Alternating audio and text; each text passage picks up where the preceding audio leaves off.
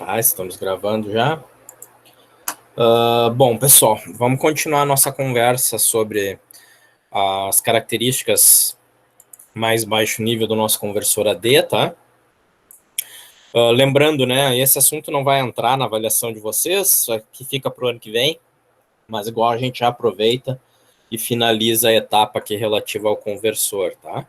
Então, eu tinha comentado com vocês algumas características físicas aqui do conversor, né, quais eram os principais blocos, o que existia nesses blocos, que ele era um conversor que a gente chama de conversor análogo digital por aproximações sucessivas, tá? Que é um dos três principais tipos que a gente tem de conversores. Aí tínhamos abordado um pouquinho a questão do que ele tinha, tá? Basicamente, eu acho que eu tinha falado do Atmega 2560, que é esse o caso, e no caso do Atmega 328P a diferença é muito pequena, tá? O que existe na prática é uma pequena diferença em termos de número de entradas e a inexistência da possibilidade de conversão de par diferencial, tá? Maravilha. Então isso tudo a gente já tinha abordado, tá? O que tinha ficado faltando conversar com vocês, eu tinha comentado aqui que a gente ia falar dos tipos de conversão, tá? Mas só ressaltando alguns fatos talvez que não tenham ficado muito claros ainda na semana passada, tá? A gente vai ter uma série de registradores que vão permitir a seleção das diferentes funções, tá? Então aqui eu não vou abordar de novo os blocos em si, tá? Mas vocês estão vendo que aqui em cima, na parte superior da figura, vocês conseguem ver, deixa eu ver só se eu consigo esconder isso aqui, consigo. Vocês conseguem ver aqui na parte superior da figura uma série de registradores, né? Que são os registradores que a gente vai trabalhar. Vocês lembram que lá na questão das portas de I/O simples, os pinos digitais, nós tínhamos lá os registradores, né? O PIN, o DDR, né? E o port, tá? Que nos permitiam fazer as operações de leitura ou escrita ou configuração ainda, né? Dos pinos de I/O digitais tanto no Atmega 328 quanto no Atmega 2560. Aqui no AD, em razão das características dele, a gente tem mais registradores, tá? A gente tem um registrador aqui que vai servir para selecionar qual canal daqueles canais que a gente tem lá do A0 até o A15, por exemplo, ou do A0 até o A5, no caso do Arduino Uno, qual canal que a gente vai querer trabalhar, tá? E qual é a máxima excursão de operação do conversor AD, qual é a máxima tensão que o conversor AD vai funcionar. A seleção do canal é uma coisa que vocês já fazem no Analog Read, né? Vocês determinam qual canal que vocês querem digitalizar. E a seleção da excursão do conversor AD, vocês faziam via aquela instrução chamada Analog Reference, tá? Então, tudo isso a gente faz usando somente esse registrador ADMUX, tá? Depois a gente vai ter dois registradores que vão se referir à questão de status, tá, pessoal? De controle de status, que vai ser o registrador de controle de status A e o registrador de controle de status B. Aí eles vão ter diferentes funções, tá? Parte aqui do registrador B vai servir também para fazer a seleção do canal. Parte vai servir para fazer a seleção de ganho, entre outras coisas, tá?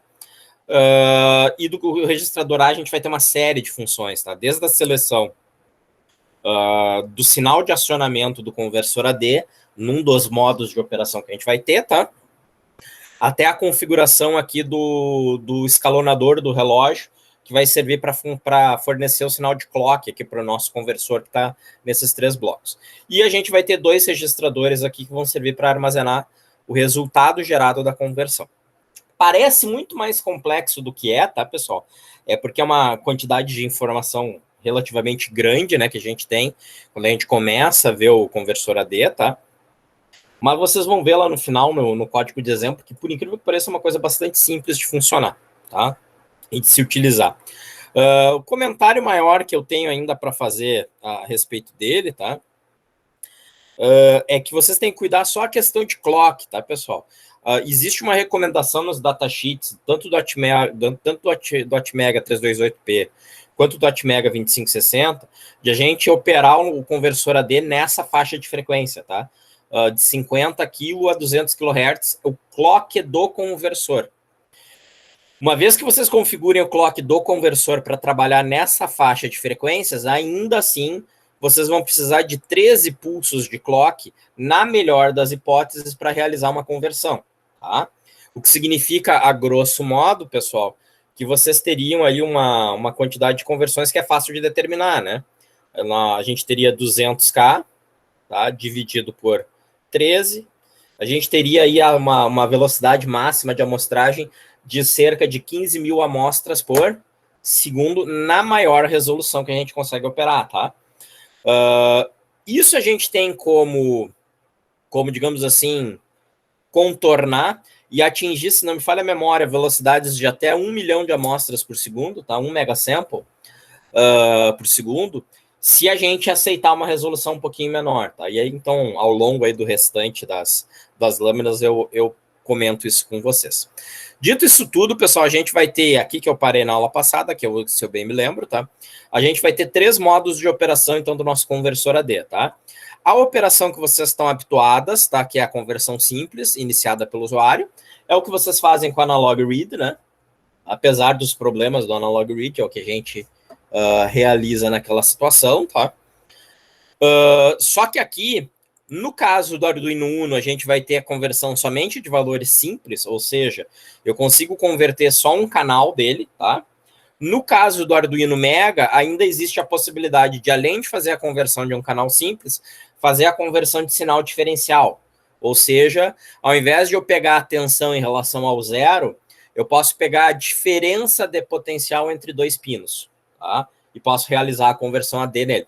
O que em algumas situações é bem interessante, tá? Por isso, inclusive, que no Arduino Mega está presente essa possibilidade, tá? Isso daqui não é possível usando as nossas bibliotecas padrão do Arduino, tá? Isso aqui a gente tem que fazer ou achar uma biblioteca que forneça essa função. Existem bibliotecas, digamos assim, alternativas, tá? Ou usando os registradores diretamente, a gente consegue selecionar essa opção aqui facilmente, tá? É uma coisa bem simples de fazer, tá? Além da conversão simples, ou seja, que vocês emitem um comando, eu posso ter uma conversão que é disparada de alguma maneira por algum evento, tá? Esse evento pode ser um temporizador interno do microcontrolador, pode ser um evento externo indicando que uma conversão deve acontecer. Em suma, tem algumas fontes de eventos que elas podem disparar o processo de conversão para a gente automaticamente, sem que eu necessite fazer isso. E por último, que não deixa de ser uma modalidade aqui de conversão disparada, tá? Eu tenho a possibilidade de fazer a conversão que a gente chama de conversão costa a costa, ou conversão contínua, que seria a conversão com conversor AD nunca parando. Tá? Ou seja, ele faria uma conversão, e em seguida ele iria e faria a próxima conversão, e faria a próxima conversão, e sempre seguindo com conversões sucessivas, entregando os resultados para vocês. Tá? Isso daqui, particularmente, em algumas situações onde vocês querem ter o controle da frequência de conversão do sinal que vocês estão amostrando, tá? E aí, não sei se o Cláudio, acho que o Cláudio não chega a comentar a questão digital com vocês, né, o Cláudio, em elementos de telecom, mas quando vocês querem fazer uma amostragem com taxa constante, tá? Essa seria uma possibilidade de vocês estarem operando conversor AD nessa modalidade, ok? Do ponto de vista de retorno do processo de conversão, a gente pode manualmente acompanhar se a conversão foi ou não foi finalizada, ou a gente pode usar um recurso que vocês ainda não aprenderam, que vocês vão aprender logo em seguida, tá? Logo no início aí do próximo ano, em junho, que vai ser o uso de interrupções, tá? Então, ao invés de eu verificar se a conversão ocorreu ou não ocorreu com sucesso, eu vou dizer para o microcontrolador me alertar quando essa conversão for finalizada. Tá? Daí a gente vai usar as tais das interrupções para fazer isso daí, tá? Então, para fechar esse processo de conversão, a gente vai ter que definir, além do tipo de conversão que eu quero realizar, qual vai ser a frequência que eu vou fazer o meu conversor AD trabalhar, qual entrada que eu quero converter, qual a faixa de operação de tensão do meu conversor AD, e se eu usar algum dos métodos aqui de disparo automático, tá, pessoal? Eu vou ter que definir também quem vai gerar o disparo do conversor AD, quem vai iniciar o processo de conversão do conversor, tá? Então, vamos começar aqui com a definição do clock do conversor. O clock do conversor, a gente usa aquela parte do circuito, então, só para ressaltar aqui, tá? Tudo que a gente for falar aqui tá no circuito em questão, tá, pessoal? Se vocês forem ver aqui, vocês estão vendo esse bloquinho aqui, eu não tenho como destacar aqui, né? Eu teria que abrir lá no editor aqui manual, não online, tá? Vocês estão vendo aqui que existe esse carinha chamado pré-scaler, né? Na verdade, isso aqui é um contador digital, tá? Que ele tem como função... Fica muito grande aí. Deixa eu botar 350 aqui, vamos ver se ele aceita. Não. Aceitou assim. Que tem como função principal justamente realizar um processo de divisão do clock principal, tá? Então, na prática, o que esse pré-escalonador faz? Ele toma o clock do meu microcontrolador, tá? E ele deriva um clock para o conversor AD. Então, a saída de clock dele é o clock do conversor AD e a entrada dele é o clock do microcontrolador, tá? Então, na realidade, o meu processo com ele é justamente tentar gerar um clock entre 50 e 200 kHz. Como eu tinha comentado com vocês, né? Se vocês quiserem resoluções menores do conversor, se vocês quiserem usar 8 bits ao invés de 10 bits, sendo mais direto, tá? Se vocês aceitarem uma amostra de 8 bits, tá? Vocês conseguem velocidades no clock de até 1000 kHz. Dá para forçar até um pouquinho mais, isso está sob pena de perda de resolução, ok? Então, basicamente, como é que funciona o nosso gerador de clock aqui para o circuito, tá? Basicamente, pessoal, a gente vai selecionar através desses 3 flagzinhos aqui, o ADPS0, ADPS1 e ADPS2, qual vai ser a relação de divisão que a gente vai gerar para o clock que está entrando aqui no pré-escalonador, tá? Só um segundinho, por favor. Bom, a garganta tá seca. Então, a gente vai selecionar aqui qual relação, qual a divisão que a gente quer, através do escalonador para gerar o clock do conversor AD, tá? E o escalonador vai ter como entradas... Então, o escalonador ele já gera todas essas divisões automaticamente para a gente, tá? E ele tem como entrada o clock do microcontrolador, o clock de alimentação dele, tá? E além disso, ele tem como entrada um sinal de start, que determina quando ele deve começar a fazer o processo de geração do clock, tá? E além disso, um sinal de habilitação global do conversor AD. Então, o conversor AD, grosseiramente falando, ele tem que estar habilitado para que o pré-escalonador gere o sinal de relógio, tá? Aqui, a título de curiosidade, eu não sei se eu falo isso depois, estou falando aqui sim, tá? A título de curiosidade, aqui faltou a tabela, mas essa tabela aqui de baixo, tá? A título de curiosidade, gente, o Uno e o Mega, que são as plaquinhas que vocês estão trabalhando, tá? A placa, não o microcontrolador, tá? Aqui eu tô falando da placa Arduino Uno, da placa Arduino Mega, certo? Para não gerar confusão, tá, pessoal? Uma coisa é a placa do Arduino Uno, que vocês estão trabalhando lá, simulando no Tinkercad. Outra coisa é o microcontrolador Atmega 328P, que é uma das partes da placa, ok? A gente consegue fazer o Atmega 328P trabalhar com vários relógios diferentes. Inclusive, o ano que vem, tudo dando certo, a gente conseguindo fazer prática em laboratório, tá? Vocês vão ver que vocês vão montar uma plaquinha com ele, com a Atmega 328, tá? E aí vocês vão configurar ela para trabalhar no clock que for necessário, tá? Mas na plaquinha do Arduino Uno, a gente tem um clock de 16 MHz. Para a gente conseguir ficar na faixa de até 200 kHz, tá? A gente vai ter que selecionar o fator de divisão do relógio de 128. Basicamente, isso vai me gerar o meu clock do meu conversor AD, né? Bem simples. Eu vou pegar aqui os 16 MB, vou dividir por 128, e isso vai me resultar num clock do conversor AD de 125 kHz. Aí vocês poderiam perguntar, mas não daria para botar o 64?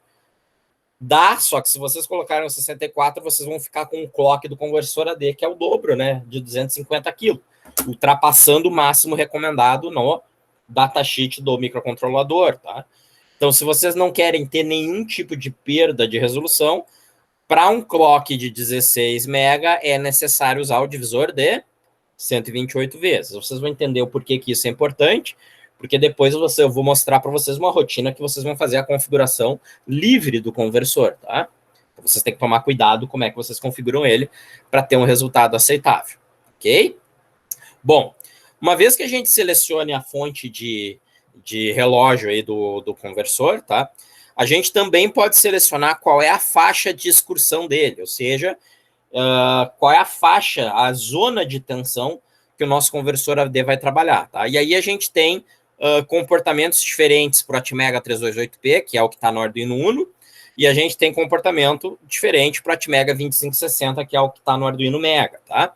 Então, para o Arduino Uno, ou seja, para o Atmega 328P, a gente consegue selecionar como fontes de tensão, indicando a máxima tensão de operação do conversor AD, a tensão a ref, tá? Que seria aquele pino externo, só mostrar aqui para vocês. A gente acho que até fez isso, né? Se não me engano, um exemplo, tá? Onde eu mostrei para vocês usando lá o ARF. Mas eu acho que era nesse exemplo aqui, se eu não me engano. Mas igual, vamos abrir ele, tá? Só para eu mostrar o pinozinho. Não testei isso no Tinkercad, uma boa pergunta, não me lembro de ter. Eu acho que até eu mostrei no dia para vocês, tá? Mas agora não tá vindo na memória. Mas vocês estão vendo aqui que existe esse pino aqui, né? O ARF, estão vendo ali? Esse pino aqui, um monte de tensão aqui, referenciando qual seria a máxima tensão que eu quero que o meu conversor trabalhe, tá? Sendo que essa tensão tem que estar limitada, se não me falha a memória, a 5 volts, tá? Eu não botei aqui, mas puxando de memória é isso, tá? Como segunda alternativa, eu posso usar a tensão interna, a VCC, tá? Que é uma tensão de 5 volts, justamente, que é a tensão de alimentação do microcontrolador, no caso. Ou eu posso usar como referência uma tensão de 1.1 volts. Então, o que isso daqui faz trabalhar? Relembrando, né, pessoal? Ou o meu conversor vai trabalhar de 0 a 1.1, ou ele vai trabalhar, nesse caso aqui, de 0 a 5 volts, ou ele vai trabalhar de 0 até a tensão presente no sinal ARF, ok? Então, essas seriam as faixas de excursão. Tudo isso eu faço usando esses bits aqui, esses flags, né? Que é o ref S1 e o ref S0, tá? Que eles vão estar no registrador, se não me falha a memória, no... Esses daqui, o ADPS, acho que estão no... Não, a DPS está no ADCS, está no registrador de status A, mas o ref eu acho que está no B, posso estar enganado, tá? Tô puxando de memória, é perigoso isso. Ok? Buenas. Outra coisa, tá? Sempre que vocês trocarem a referência de tensão utilizada, vai a máxima excursão do conversor AD, vocês devem desprezar o primeiro resultado de conversão após a troca, tá? Então, aquele primeiro resultado não é confiável. Isso aí, de novo, não sou eu falando, tá? Isso é o datasheet, tá, pessoal? Isso daqui meramente é uma tradução para vocês do que está lá no capítulo do datasheet referente ao conversor AD do nosso conversor. Maravilha. Então, aqui a gente selecionou fonte de relógio, selecionamos faixa de excursão do AD e a gente tem que, em seguida, fazer o quê? Fazer a seleção do canal, tá? Então, tipicamente, pessoal, o recomendado pela Atmel, pela microchip, tá? É que a gente faça a seleção do canal a ser convertido antes de iniciar o processo de conversão. Então, teoricamente, tá? Sempre que vocês fossem fazer o processo de conversão, selecionar antes o canal e dali em diante realizar a conversão, tá? Se vocês necessitarem modificação do canal, e aí depende da situação que vocês estão imaginando, né? Óbvio, tá? Aí o que vocês deveriam? Vocês deveriam modificar o canal preferencialmente após o término da conversão. Ou seja, imaginem que vocês têm uma conversão temporizada, sei lá, eu quero tirar uma amostra a cada 200 milissegundos, tá? Então, vou fazer a conversão com um canal X, a conversão vai iniciar, vai finalizar, eu vou saber que ela finalizou, e aí eu vou trocar o canal. Aí vai iniciar a próxima conversão dali tanto tempo, ok? Existe uma janela de tempo, contudo, tá? Que logo depois de iniciada a conversão, eu posso fazer a troca de canal sem que isso prejudique a conversão atual, tá? Já no modo contínuo, não, né? No modo contínuo, eu tenho que ter um canal selecionado antes do processo de conversão. E se eu quiser realizar qualquer mudança do canal, eu tenho que realizar naquela janela ali, após o início do processo, tá? Então, é bem chatinho nesse caso, ok? Que mais? Também aqui, ó, quando a gente usa sinais diferenciais, tá, pessoal, e vocês mudam o canal do sinal diferencial envolvido, dos sinais envolvidos, vocês devem desprezar também o primeiro resultado, tá? Só tomar o segundo resultado como resultado válido, ok? Seleção do canal em si, tá, pessoal? A gente vai fazer através dos flagzinhos chamado MUX-X, tá? Que vão variar de acordo com o microcontrolador. Então, no Atmega 328P, nós vamos ter 4 bits, tá? Do MUX 3 até o MUX 0. Perfeito? Então, eu tenho MUX 3, MUX 2, MUX 1 e MUX 0, tá, pessoal? Que conforme o valor que a gente tem aqui, eles vão permitir a seleção aqui de um determinado pino, tá? Indo do ADC0 até o ADC7, pegando, isso aí vocês nem sabiam que existia, né? Um sensor de temperatura interno do Atmega 328P, existe, tá? Só que ele não tem uma resolução muito boa, ok? Aí teria que entrar em maiores detalhes aqui, mas em suma, tem como usar o sensor de temperatura do próprio Atmega 328P. Ele não é uma temperatura externa, tá, pessoal? Ele está te dando uma referência, nesse caso, de uma temperatura de operação do microcontrolador, ok? Ou eu posso mostrar só a título de teste, né? O próprio sinal de 1.1 volts ou o sinal de referência, o sinal de 0 volts, ok? Então eu tenho essas 16 possibilidades. Ainda tem, pessoal, e eu não botei aqui na apresentação, depois eu vou mostrar aqui em seguida, eu abro aqui para vocês, tá? Ainda tem a possibilidade, eu me esqueci de colocar isso, até porque a tabela é bem grande. Eu acho que eu me esqueci, pelo menos. Eu estou abrindo aqui só para ver se eu acho aqui em seguida para mostrar para vocês. Que tem uma relação, obviamente, entre pinos disponíveis, né?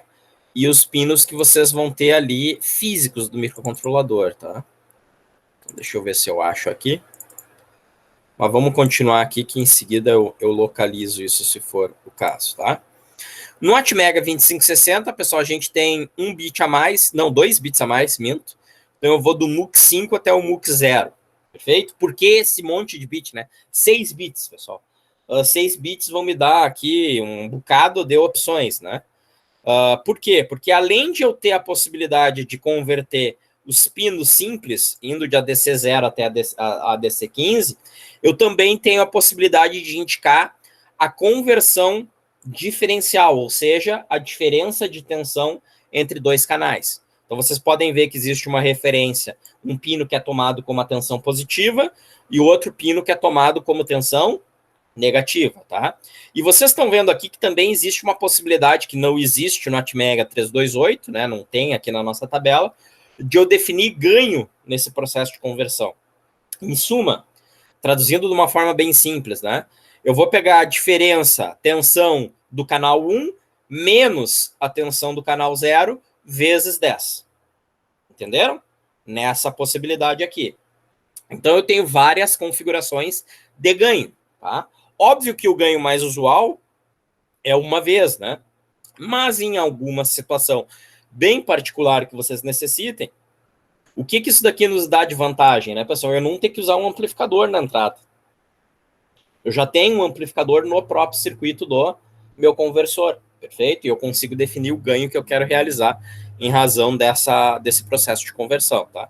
Então é uma tabela grande em razão disso, né, pessoal? Tem um monte de possibilidades aqui de conversão que eu posso vir a usar, tá? Os pinos em si, pessoal, eles correspondem grosseiramente, até tô vendo aqui, me deem um segundinho, tá? Os pinos em si correspondem grosseiramente aos pinos que vocês encontram nas placas, tá?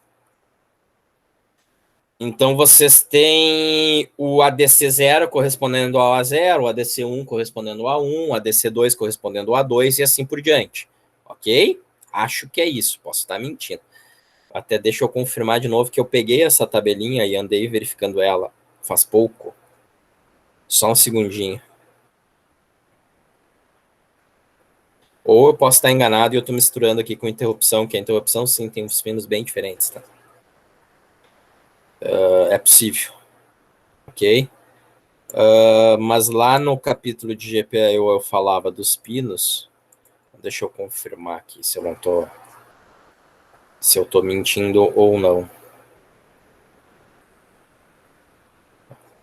Ou eu olhei isso daí direto no datasheet e posso não ter colocado para vocês, né? Sempre é possível, ok? Pino AVR, tá na porta C. Tá. Não, corresponde, tá? No Arduino Mega corresponde. Ele não tá literalmente aí no onde eu estou imaginando, tá? Então, só um segundinho, eu vou parar aqui a apresentação só para mostrar para vocês. Isso daqui é a parte do GPIO, tá, pessoal? Essa parte vocês já viram, na verdade. Eu só estou mostrando aqui para tirar qualquer dúvida, tá?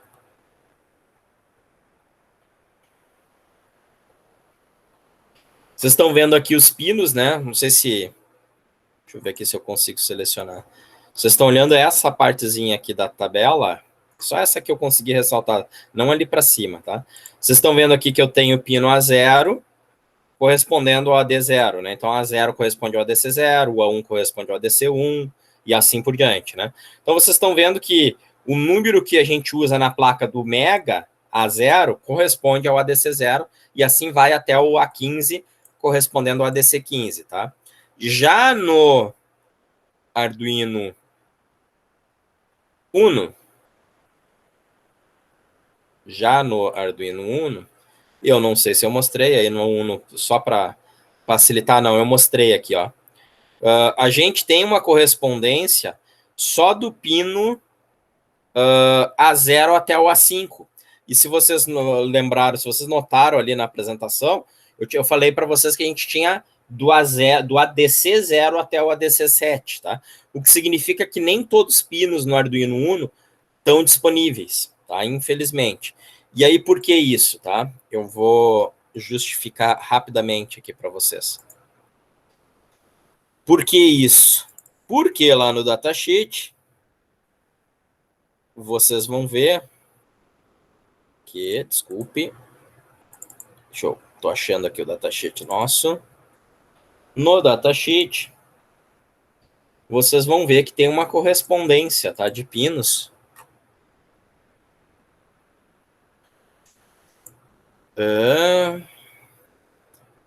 Que agora, para onde que eu achei, onde que eu vi os pinos? Eu acho que era em portas de I/O, é aqui. Vocês vão ver que tem uma correspondência aqui dos pinos, tá?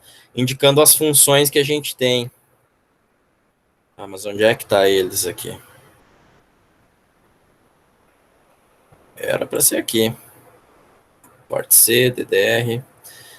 Não me lembro agora onde é que eu localizei isso daqui. Tem uma tabelinha que diz todas as funções alternativas dos pinos, tá? Então, talvez esteja aqui, eu só não estou vendo. Não. É na porta C, se não me falha a memória. Aqui ele está falando da D. Ah, tá aqui, ó, a porta C, estão vendo? O que que acontece? Os nossos pinos, vocês estão vendo aqui, ó, ADC0, ADC1, ADC2, ADC3, né? Eles estão no pino porta C0, porta C1, porta C2, porta C3, tá? Só que os pinos maiores, tá? O 4 e o 5 estão aqui, tá?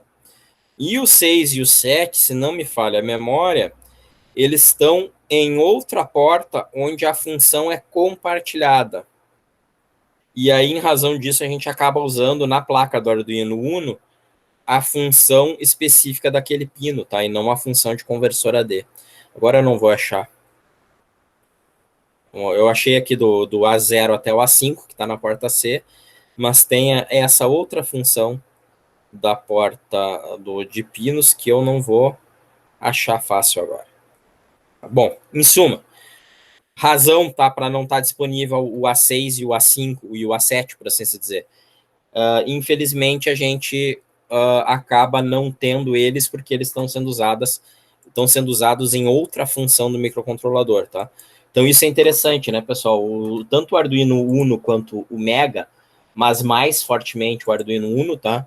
Ele usa pinos de uma outra maneira, perfeito? E aí a gente acaba tendo que escolher qual é a função de pino que a gente vai querer dar, tá? Isso vocês têm que tomar cuidado na hora de usar uma certa função do microcontrolador, tá? Maravilha, então selecionei aqui a fonte que eu quero, configurei, tá? Tá pronto ainda tá pronto já para iniciar? Não, tá, pessoal? Ainda tem uma questão a mais que é a seleção da fonte de acionamento, tá? Aqui eu só estou comentando, tá, pessoal, que no caso de troca de canais diferenciais, a gente tem que esperar no mínimo 125 microsegundos até estabilizar a conversão, tá? Ok? E a mesma coisa a gente tem que tomar na primeira conversão diferencial também. Tem que esperar um tempo maior para a estabilização do nosso circuito.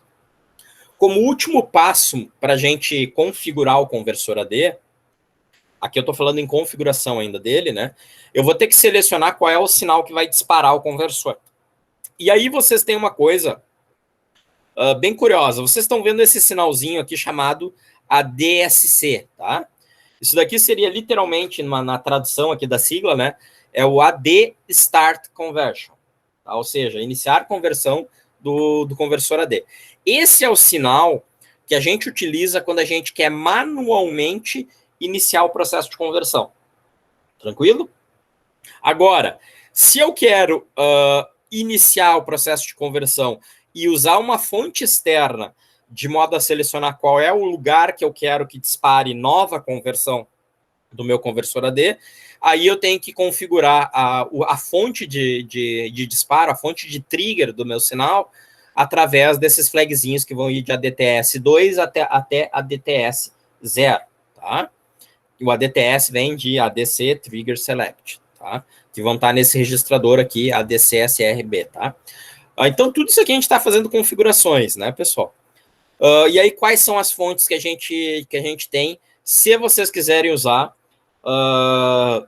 alguma fonte externa, tá gente, para disparo, ok?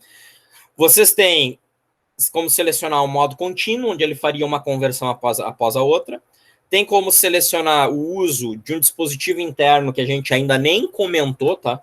Que é um comparador analógico que tanto o Atmega 328 quanto o Atmega 2560 tem. Basicamente, esse comparador analógico, eu acredito que vocês já tenham visto, não sei se é o ano que vem ou se é esse ano, tá? Mas, em suma, eu acredito que vocês já tenham visto o amplificador operacional, né? E vocês devem ter visto no amplificador operacional como comparador. Se vocês não viram, acreditem em mim, tá? Mas o amplificador operacional, não só ele, mas principalmente o amplificador operacional, é extremamente simples usar ele como comparador, né? Para determinar se um sinal de tensão é maior ou menor que outro. Tá? Basicamente, o dispositivo comparador analógico que a gente está falando aqui é esse, tá? Depois disso, tá? Eu tenho como usar temporizadores, tá? Tanto timer 0 quanto timer 1, para determinar qual seria a taxa de amostragem desejada, configurar ela especificamente, tá? Usando esses temporizadores. E cuidado, tá, pessoal? Usar temporizadores no Arduino, no mundo Arduino, é uma coisa um pouquinho mais complicada, que tem que tomar um pouquinho mais de cuidado, porque a função milis, a função delay, a função delay microseconds, todas aquelas funções que vocês já se habituaram a usar, elas usam um temporizador por baixo dos panos, tá? Então, a depender do timer ou contador que vocês utilizarem, vocês podem desligar o timer contador que está sendo usado para essas funções. Então, na hora de usar, tomar cuidado, por favor, tá? Mas, basicamente, esses caras aqui, como o próprio nome está dizendo, né, timer, eles geram sinais periodicamente. Vocês configuram a periodicidade de geração deles. Ou ainda, eu posso disparar a conversão através de uma requisição externa, tá? De uma interrupção gerada por algum dispositivo que está fora do chip do microcontrolador. Perfeito? Posso aí ter um dispositivo qualquer fazendo essa geração, tá? Além de eu selecionar essa fonte de disparo, pessoal, eu tenho que indicar através desse flagzinho aqui, a date, se eu quero ou não usar efetivamente uma conversão disparada, ou se eu quero uma conversão puramente manual. Ok? Então, para eu gerar a conversão com fonte de disparo, eu tenho que fazer a date igual a 1. Feito? Maravilha, tá, pessoal? E aí, gente, basicamente, tá, vai ser a borda de subida do sinal de trigger que vai gerar o início do processo de conversão, tá? E novas bordas são desprezadas enquanto uma conversão não for finalizada, tá? E por último, né, a conversão manual, que é quando eu uso esse chip ADSC para gerar o disparo da conversão, ela sempre vai ter precedência sobre uma conversão gerada aqui automaticamente. Ou seja, né, basicamente, o que os projetistas do microcontrolador falaram para a gente aí é que tem mais valor, mais importância o programador dizer que tem que ser feita uma conversão do que um dispositivo externo. Perfeito? Bom, dito isso, tá? Então, retomando. Bastante coisa, eu sei, tá? Depois vocês têm que dar uma estudada, principalmente na referência dos flags e tudo mais, né? Mas vamos lá, eu estou me concentrando aqui em processo, tá, pessoal? Não em flagzinho por enquanto, tá? Flagzinho é importante para a gente programar, tá? Vocês têm que entender primeiro o processo. Primeira parte, tenho que configurar qual é o clock do meu conversor, perfeito? Para configurar o clock do meu conversor, eu tenho que configurar o escalonador, tá? Como as minhas placas Arduino Uno e Arduino Mega têm 16 MHz de clock do microcontrolador, eu vou ter que selecionar aqui a divisão de 128 vezes se eu quiser manter o meu clock na faixa recomendada, que é a faixa de 50 a 200 kHz. Perfeito? Então, fiz a configuração usando esses bitzinhos aqui, a DPS 0, a DPS 2, fiz a configuração do conversor AD. Além de eu configurar, eu tenho que habilitar o conversor. Eu tenho que dizer para o conversor, pode começar a trabalhar. Tá? Por que isso, né, pessoal? Na verdade, tanto o Arduino Uno, por que ele não opera sempre? Talvez fosse a pergunta, né? Meio boba, meio inocente que a gente faz no início, né? Para que eu vou ligar o conversor AD? Cara, é uma questão bem simples, chama-se economia de energia. Tá? A princípio, esses microcontroladores, eles também são feitos para trabalhar em baixo modo de consumo, tá? Até estava lendo uns reviews aí esses dias de umas novas plataformas microcontroladas, tá? Que a gente tá vendo aí, tá analisando para o curso de engenharia que vai iniciar. E aí um dos analistas até comentando, tá? E isso eu tinha falado para vocês lá no início do ano, né? Que a divisão que existe hoje em dia entre microcontrolador e microprocessador, tá? Sendo que o microcontrolador é para um uso em dispositivo embarcado, né, para criar máquinas, e o microprocessador já é um processador de uso geral, tá? Esse analista está comentando que hoje em dia é cada vez mais difícil definir o que é um microcontrolador e o que é um microprocessador. Então, se a gente pegar a definição clássica, ele vai dizer, olha, não vale. Tu já tem microprocessador com um monte de pino de I/O, tu já tem microprocessador com temporizador, tu tem microprocessador com interface serial integrada, tu tem microprocessador até com conversor análogo digital, tu tem um microprocessador com isso hoje. Então, o que diferencia ele de um microcontrolador, tá? E aí são dois grandes fatores que ainda geram diferença. O microprocessador de uso geral, que é o que vocês têm no PC de vocês, no celular de vocês, por assim se dizer, tá? Ele ainda tem o que a gente chama de uma unidade de controle de memória, que eu não vou explicar agora para que serve, tá? E ele tem um consumo de energia muito, muito maior do que um microprocessador tradicional. Então, o microprocessador, gente, ele é feito, inclusive, para trabalhar com dispositivo a bateria. Logo, o consumo dele tem que ser menor. Uma das coisas que faz o consumo dele ser baixo é justamente a possibilidade de desligar partes que tu não vai usar. Tranquilo? Então, por isso que é necessário eu habilitar aqui o conversor AD como um todo, tá? Bom, maravilha. Selecionei a fonte de clock. Selecionei a faixa aqui de operação do AD. Essa aqui nem precisa explicar muito, né? A gente já tinha visto até isso. Selecionei o canal, tá? Com cuidado aqui que no Arduino Mega, que a gente nem tem como trabalhar no momento, né? A gente tem a possibilidade interessante de fazer a conversão AD da diferença de tensão entre dois pinos, né? Bem interessante, com um ganho ainda por cima programável, tá? Selecionei o canal, selecionei se eu quero usar uma fonte de sincronismo externa, uma fonte de disparo, não de sincronismo, perdão, uma fonte de disparo externa ou não, e qual seria a fonte, tá? E aí o que falta fazer o quê? Falta eu entender agora o processo de conversão como um todo, tá? E falta, obviamente, eu conseguir ler o resultado, tá? Então, né, pessoal, o processo de conversão a gente mede em ciclos de clock, mas não o clock do processador, e sim o clock do relógio, tá? E tem uma diferença entre tempos de conversão, tá? Eu não posso dizer assim para vocês, é tudo bonitinho e comportado, tá? Na verdade, essa diferença, ela é mais fácil de controlar no caso do processo de uma conversão simples não diferencial. Que aí, no caso, eu posso afirmar para vocês que no início do conversor AD, primeira vez que eu habilito ele, tá? A primeira conversão vai demandar 23 pulsos de clock e as conversões subsequentes vão demandar 13 pulsos de clock, tá? Por isso que eu peguei lá os 125 kHz. O que era os 125 kHz que eu tinha falado, né? 16 mega, que é o clock do Arduino Uno, dividido por 128, que é a divisão que eu vou configurar no pré-escalonador, me dá 125 mil amostra, 125 mil hertz como clock do conversor AD. Como cada amostra eu considerei com 13 pulsos, eu cheguei na velocidade que eu vou conseguir efetivamente efetuar as minhas conversões, tá? Aí aqui, em suma, além da duração total, aqui eu só coloquei uma indicação de quando o circuito de sample and hold opera, tá? Por quê? Porque é esse circuitinho aqui chamado de sample and hold, tá? Que vocês podem imaginar como sendo um capacitor e resistor na prática, tá? Nesse carinha aqui, basicamente ele é modelado como um capacitor e resistor simples mesmo.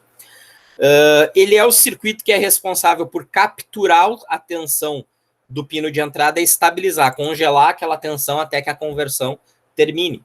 Então ele mantém a tensão relativamente constante durante o processo de conversão, tá? Então ele é, em suma, quando o sample and hold atuar, é interessante que vocês não mexam no sinal, tá? Ok? Então aqui tá a tabela de temporização, né? Então primeira conversão, né? 25 pulsos, conversões normais subsequentes 13 pulsos, conversões costa a costa a gente tem que considerar 13 pulsos e meio, e conversões diferenciais entre 13 e 14 pulsos, dependendo da configuração que vocês deram, tá? O sample and hold, a partir do início da conversão, aqui está indicado qual é o instante onde ele vai acontecer, ok? E aí a gente consegue ver, então, um diagramazinha temporal. Tem vários diagramas temporal no datasheet do microcontrolador, tá, gente? Aqui eu só estou dando a referência de como é que seria a operação, tá? Então vocês veem aqui que a conversão demanda 13 pulsos, né? Vocês estão indo do pulso 1 até o pulso 13. A conversão inicia quando vocês fazem o sinal AD Start Conversion e de 0 para 1. Quando ele estabiliza em 1, na borda de subida do clock, a gente inicia o processo de conversão, tá? E 1,5 pulso aqui na borda de descida, então, do segundo pulso, né? É quando eu efetuo a amostragem do sinal, é quando eu pego o sinal e estabilizo para o restante da conversão, ok? Acabou a conversão, eu posso fazer a leitura do meu sinal, aqui no registrador, né? ADCH e ADCL, onde está a parte alta da palavra convertida e a parte baixa da palavra convertida. E também o conversor AD vai lá e pega esse bitzinho aqui chamado ADC Interrupt Flag, tá? E faz ele ir de 0 para 1, que serve como indicativo que a minha conversão efetivamente terminou. Maravilha? Então, em suma, para iniciar, eu faço ADC assumir valor 1. Para verificar se acabou, eu fico vendo até o momento onde o ADIF se torna 1. Perfeito? Eu preciso fazer com que o ADSC vá a 0? Não. O conversor automaticamente faz com que esse bit volte a 0 quando a conversão termina também. Também poderia usar ele para verificar se a conversão foi ou não foi finalizada, tá? Bom, a gente já vai parar. O que está faltando ainda, tá, pessoal? Tá faltando ainda eu mostrar para vocês o que vai acontecer com o resultado da conversão, tá? Como é que a gente consegue calcular o resultado da conversão, tá? E aqui, no caso, o caso diferencial, né? Eu vou mostrar também para vocês. O ajuste à direita e à esquerda que a gente vai poder fazer, tá? Dependendo de como é que a gente quer exibir o resultado da conversão, e existe uma razão para isso poder ser feito, tá? Que justamente se relaciona com vocês quererem fazer o AD trabalhar numa velocidade maior ou não, tá? E depois eu vou mostrar a rotininha, que aí a gente vai parar aqui mais tempo, onde eu vou explicar para vocês duas rotinas, né? Uma para configurar o conversor e a outra para fazer o processo de conversão em si, tá? São rotinas relativamente simples, mas que eu vou explicar para vocês a lógica delas e mostrar para vocês elas funcionando. Tá ok? Ficou alguma pergunta? Até o momento? É bem técnico, né, pessoal? Essas nossas aulas aqui estão sendo bem técnicas em razão do dispositivo eletrônico que a gente está usando, tá? Isso é o normal, né? Isso a gente tem que olhar o dispositivo e entender como ele opera para conseguir usar ele, tá? Aquele mundo do Arduino Analog Read é uma, digamos assim, é um atalho, tá? Mas vocês têm que saber o que o atalho tá realizando e vocês têm que lembrar que aquele atalho tem alguns problemas, tá? Então essas rotininhas que eu vou mostrar para vocês, vou finalizar com vocês semana que vem, elas são rotinas que funcionam sem nenhuma inconveniência, né? Sem nenhum inconveniente.